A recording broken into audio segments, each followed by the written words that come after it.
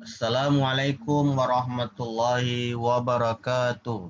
Waalaikumsalam warahmatullahi wabarakatuh. Alhamdulillah wassalatu wassalamu ala Rasulillah Sayyidina Muhammadin wa ala alihi wa sahbihi.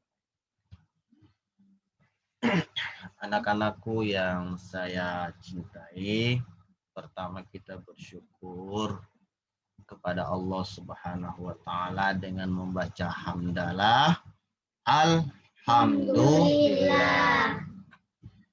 Kemudian kita bersalawat kepada Rasulullah Muhammad sallallahu alaihi wasallam.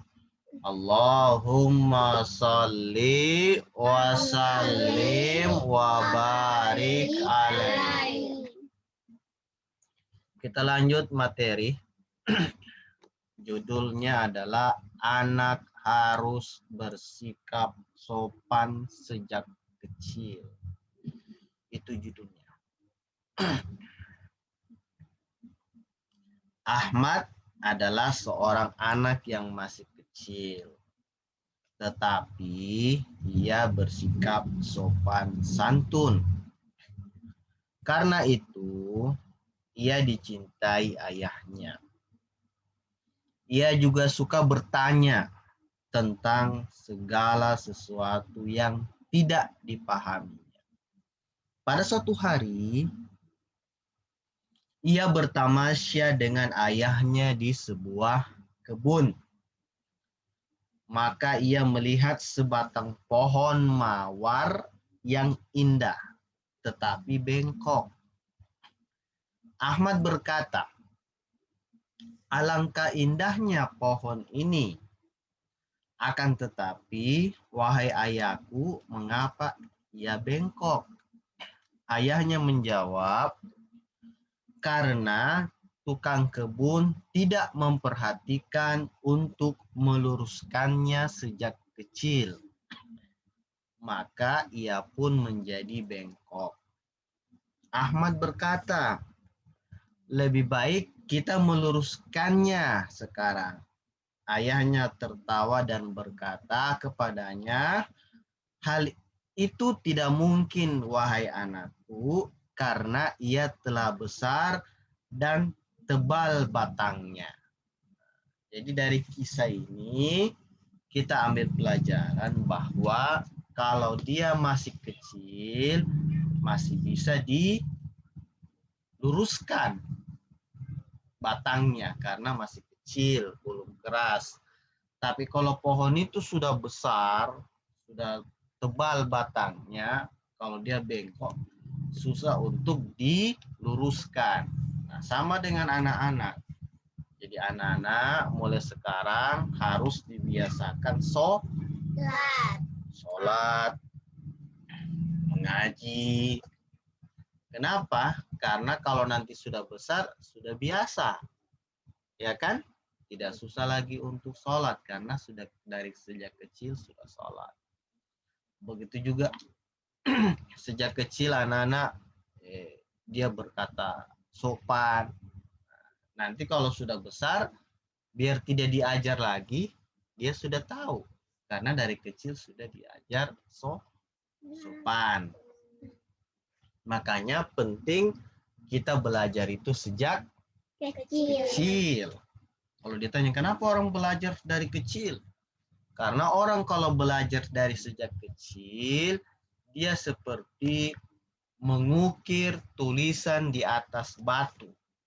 Coba lihat kalau kita menulis di atas batu kan kelihatan tulisannya. Makanya sampai besar nanti dia ingat terus. Tapi kalau nanti besar baru belajar, dia seperti mengukir di atas air. Coba lihat orang kalau menulis di atas air kan tidak tertulis. Karena belajarnya nanti sudah besar. Kalau orang belajar dari kecil, belajar akhlak, belajar sopan santun. Nanti kalau besar masih ada tersimpan. Jadi begitu pula anak harus bersikap sopan sejak kecil.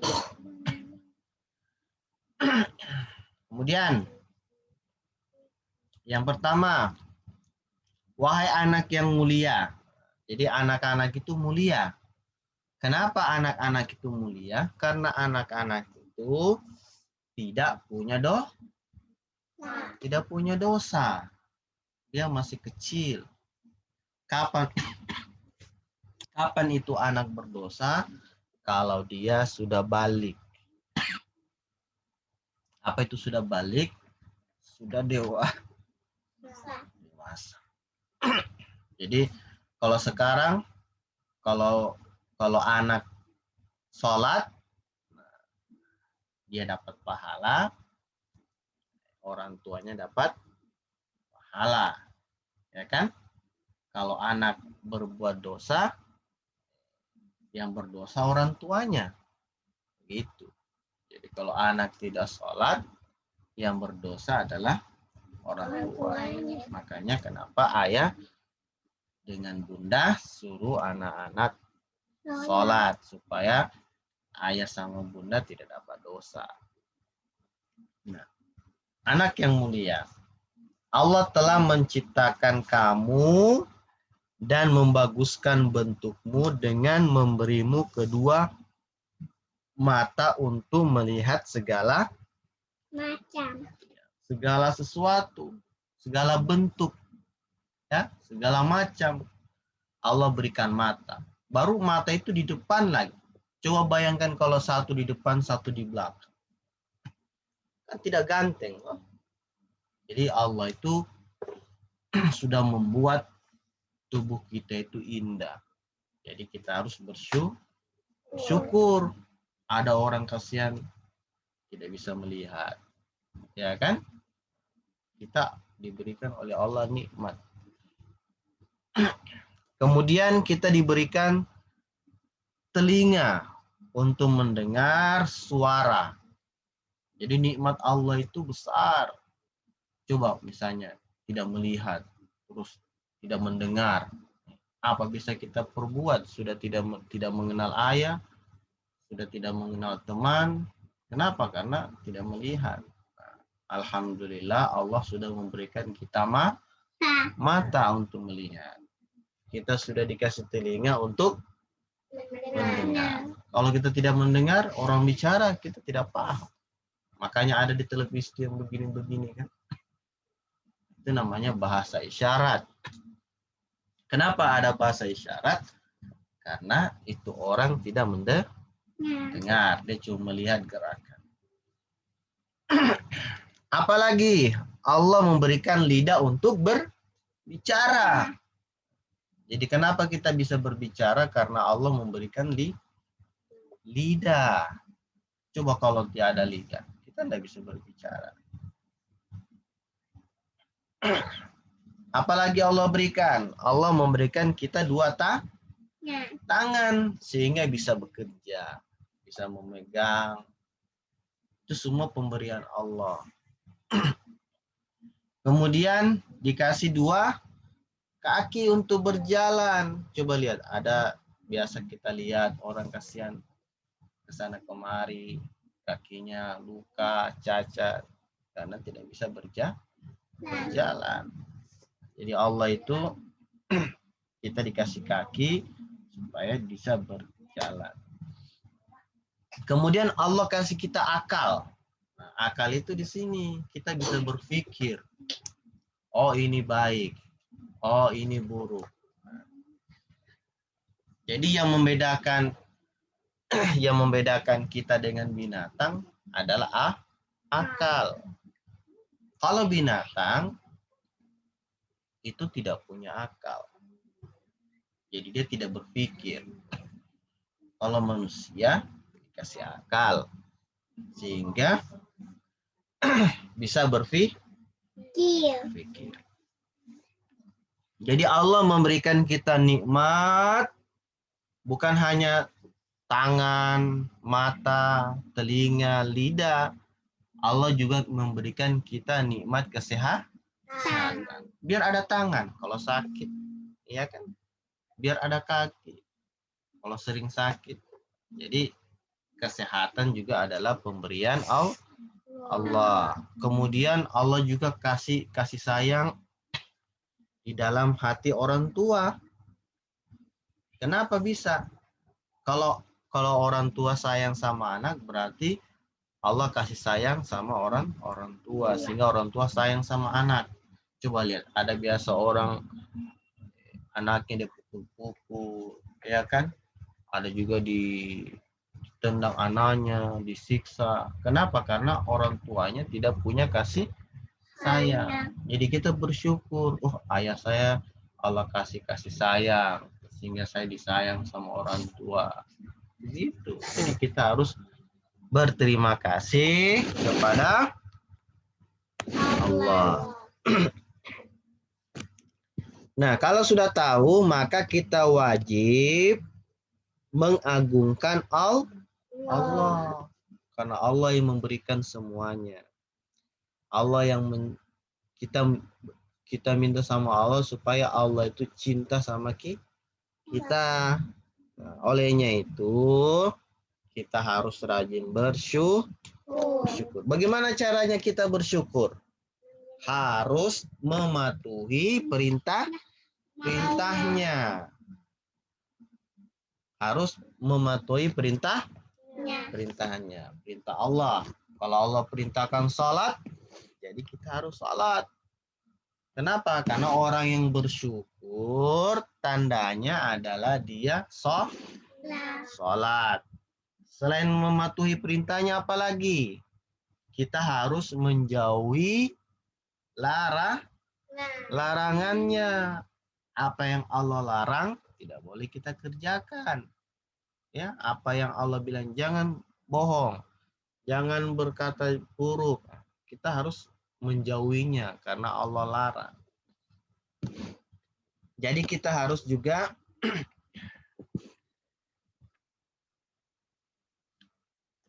mematuhi dan menjauhi larangan Allah.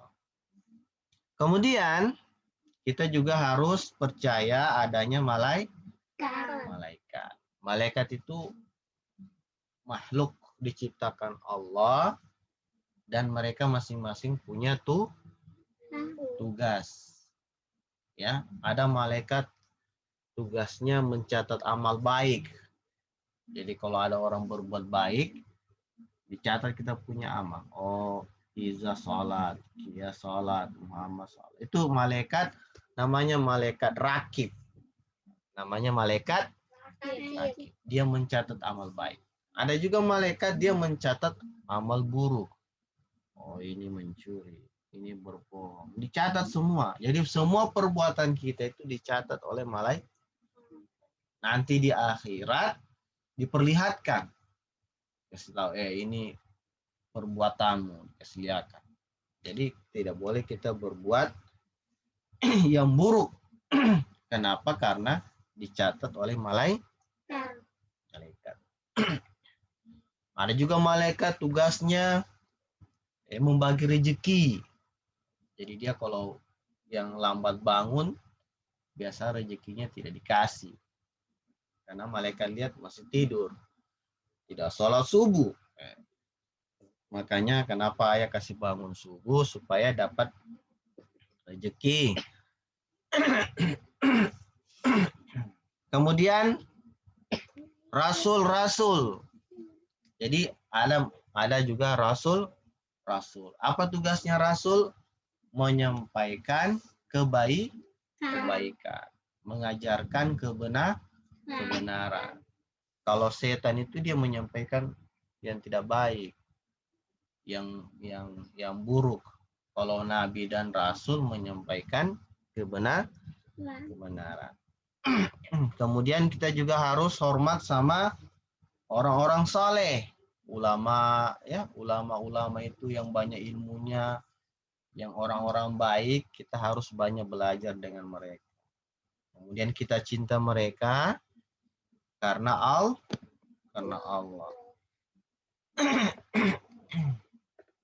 Kenapa kita seperti itu? Kalau kita taat sama Allah, kita menjauhi larangannya, maka Allah akan menambah nikmatnya. Begitu. Jadi kalau kita rajin sholat, rajin puasa, rajin bersedekah, rajin mengaji, baca Al-Quran, itu kita diberikan nikmat lebih banyak lagi.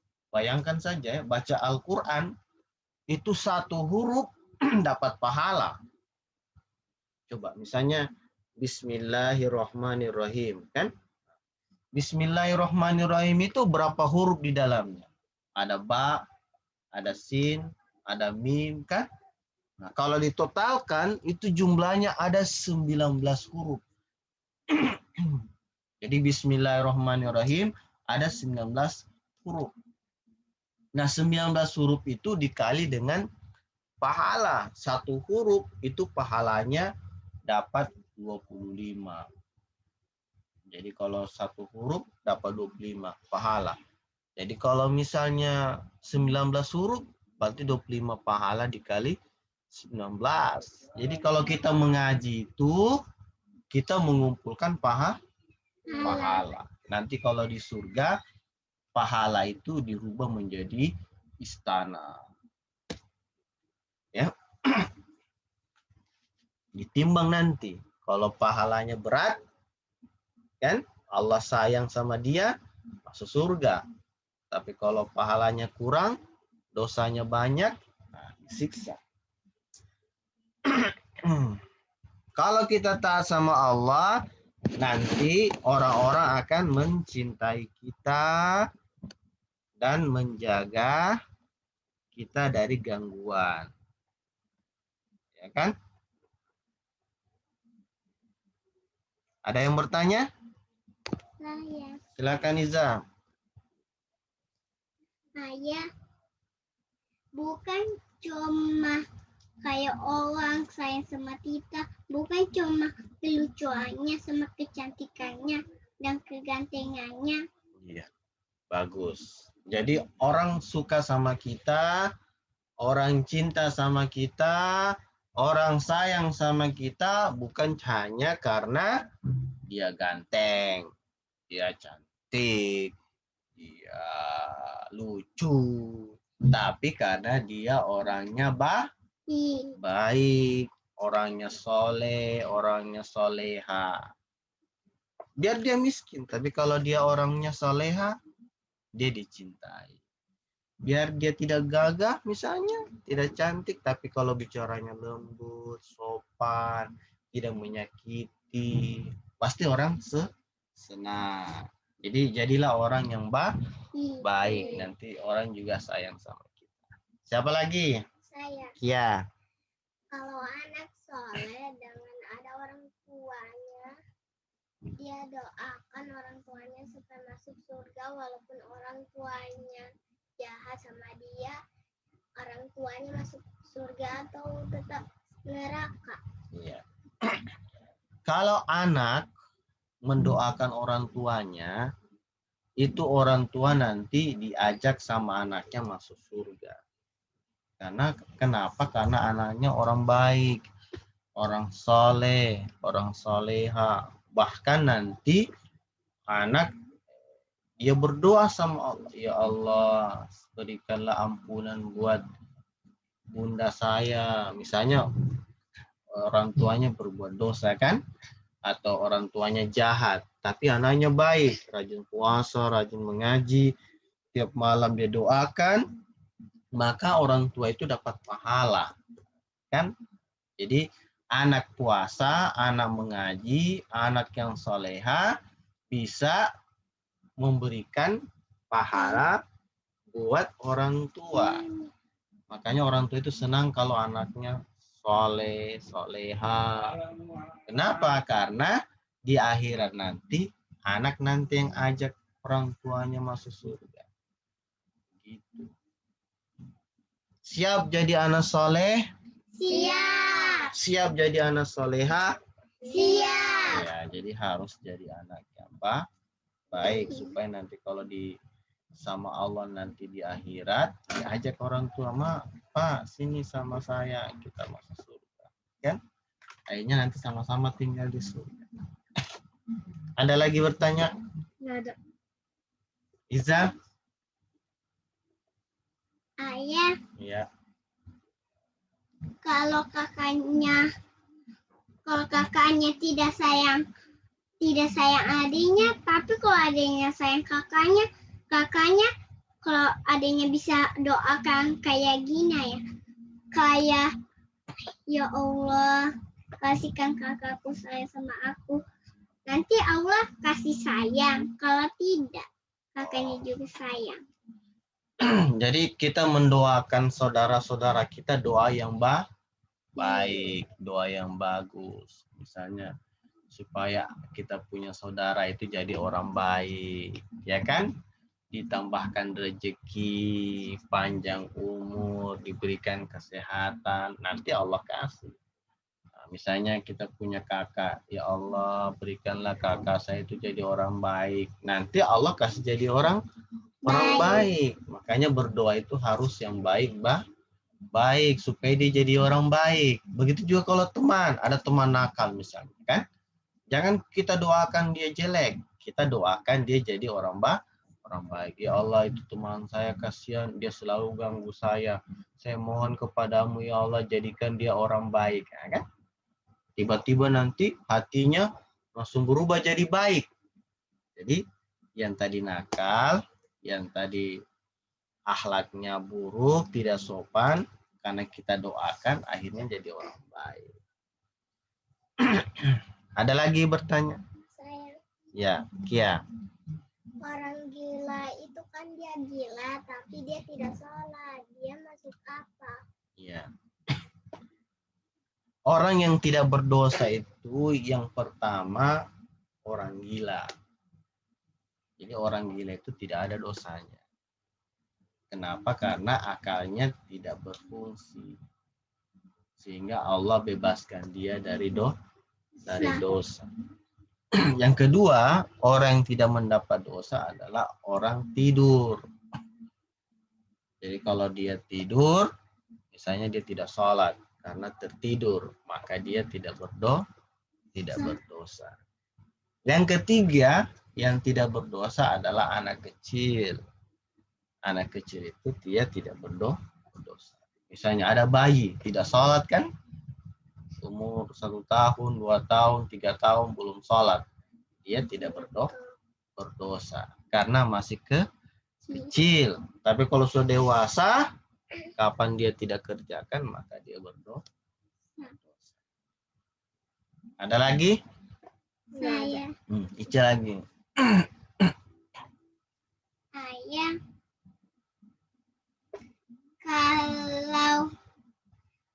kalau kayak orang Cina, dia bisa dikasih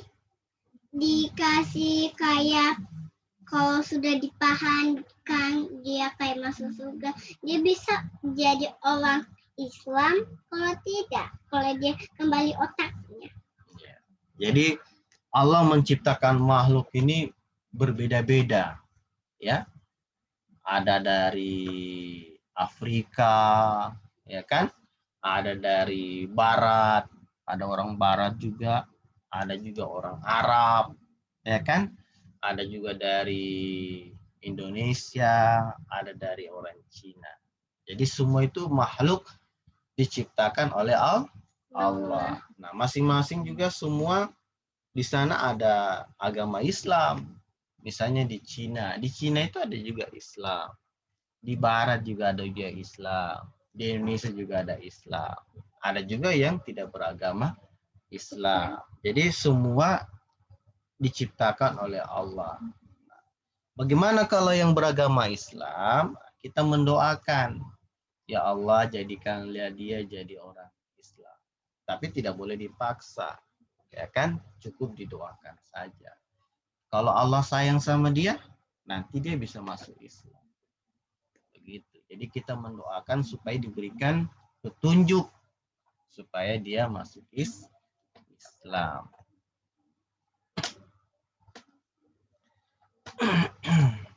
Ada lagi? Kalau tidak ada kita tutup. Kita akhiri.